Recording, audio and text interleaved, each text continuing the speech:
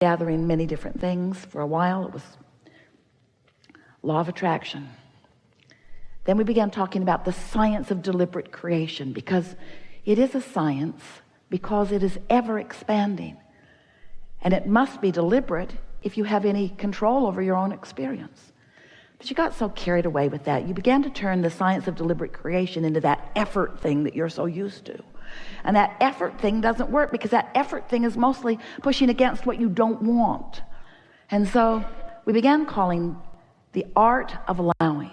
The art of allowing. The art of allowing what? The art of allowing my personal alignment. The art of allowing my connection to source energy. The art of allowing my passageway to be open so that that clear thought can flow. The art of allowing my abundance and well-being. The art of allowing myself to be in my physical body and really be the extension of source energy that I was born to be. The art of allowing the source who flows to me and through me to be recognized by me. The art of realization, the art of realizing all of the resources that are abundantly surrounding me. The art of allowing, practicing the path of least resistance. How can I most allow who I really am to flow, to be present, to be demonstrated in this moment?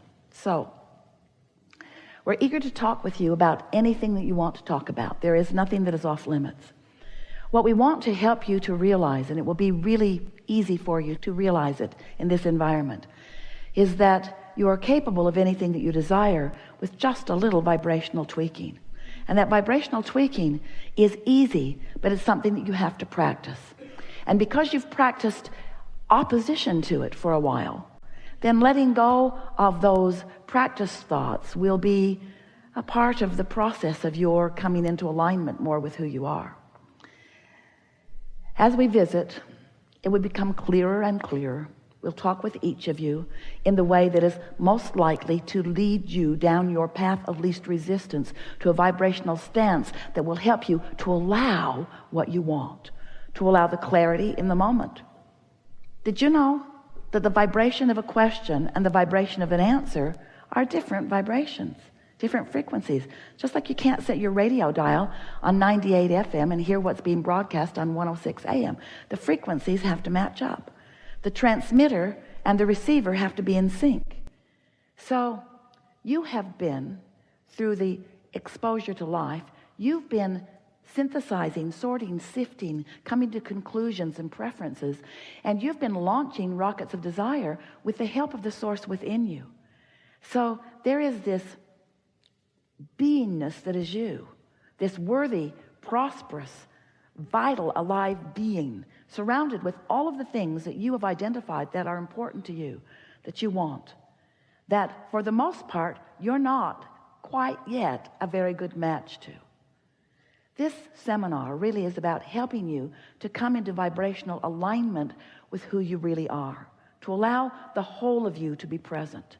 Because when the whole of you is present, not only do you have clarity, which is delicious, not only do you have vitality, which is delicious, not only do you feel love and worthiness, which is delicious, but you are allowing the whole of who you are to be present, which is powerful. It is intoxicating. It is who you are. And once you begin experiencing that sort of alignment, where you're streaming that inspiration on a regular basis, you will never again be willing to step back into negative commentary or negative thought that deprive you of all of those resources. The leverage of alignment is unfathomable through your physical terms, in the sense of comparison. You all have 24 hours a day, but the effort factor is so limited. When you are counting on your effort to compensate for alignment that you're not doing, you just can't make it up with hard work.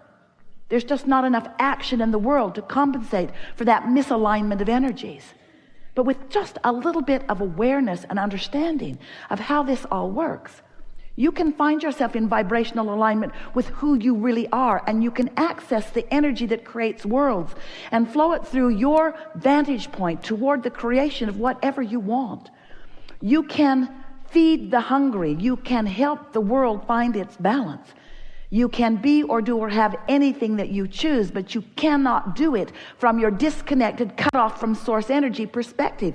You can't join the complainers and the pushers againsters and accomplish or be what you've come to be. So let's get going. Let's sort it out a little bit at a time. It is our expectation that you will push the reset button today, that you will find vibrational alignment with who you are, and that you will participate in the energy of that alignment long enough that you will be forever vibrationally changed. Now, we don't mean this alignment that is certain to happen today is not like a college degree where once you get the certificate, you just hang it on your wall and it's yours forevermore. It's not like that, because your alignment either is or isn't in the moment. But you're going to be able to tell from now on whether you're in alignment or not, because you can tell by the way you feel. Your emotions are the key to your alignment.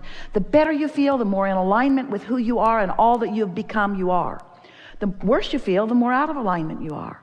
Sort of like the hot and cold game. Kate wanted to play that with Jerry and Esther when she was really little. They played it in a big building. She would hide something in the building, and then she would give them clues so that they could find it. You're getting warmer, she'd say. You're getting warmer. You're getting warmer. Getting colder. And because she knew where it was, and because she gave good clues, they always found it. It was so much fun. Sometimes Jerry would pretend that colder was warmer and warmer was colder, but Kate never let him get away with that. You know better than that. You know what warmer means, Jerry. You know what warmer means. You know. And you know what good feels like, and you know what not good feels like. So stop pretending that you don't know. You know. You know when you feel good, and you know when you don't. So let's get going. What do you want to talk about? So much has happened. We're in such a good place. Let's not mess it up. Let's take the momentum that we've already established, and let's hold that place of knowing that all is well, and acknowledge that you're an extension of source energy, and you are here with great purpose, and that purpose is joyful beingness. That purpose is discovering a way to let the natural resources of well-being flow to you through the details of your preferences. Did you hear that? The resources of well-being flow to you through the details of your important preferences. You've been sifting and living and identifying your important preferences, and not one of your preferences has gone unnoticed or untended to. Who you are and what you want in detail beyond our ability to find verbal description exists in your vortex, in your vibrational reality. And now it's your work to create somehow, you're going to have to figure it out, a vibrational atmosphere, a mood. You are the creator of the mood that allows you the realization of the unfolding of all of these preferences. And you've put enough there to keep yourselves happily discovering for 20 or 30 lifetimes. It's such an abundance of magnificent detail that you have defined and that you still continue to define. If you can stop comparing yourself to others and no longer feel a need to defend your position or to justify it or to rationalize it, to be righter than this person. The other day, someone delivered the most beautiful bouquet of flowers to Esther at her new house. And someone was there with her when they came. And the flowers were so big and so heavy, it was hard to get them to the place she wanted them to be, but she managed it. And, oh, they're so pretty. And then she clinked on the vase, and she said to this person, yeah, that's a glass vase. And the person said, no, it isn't, it's plastic. So Esther took her ring, clinked it. Oh, that's glass. It's glass. No, it's not, it's plastic.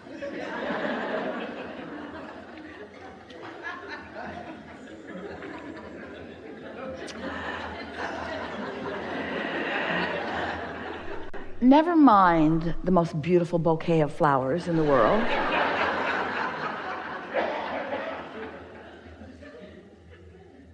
This vase is glass. No, it isn't. It's plastic. And Esther used all of her restraint to just not drop it on the floor. Because it felt really important that this person understand the rightness of Esther's assumption. It is glass, but so what? So what? Does it really matter? Apparently so. Does it matter? Your life has brought you to assumptions. Your life has brought you to policies. Your life has brought you to decisions. And you want to defend them, and we want to ask you why.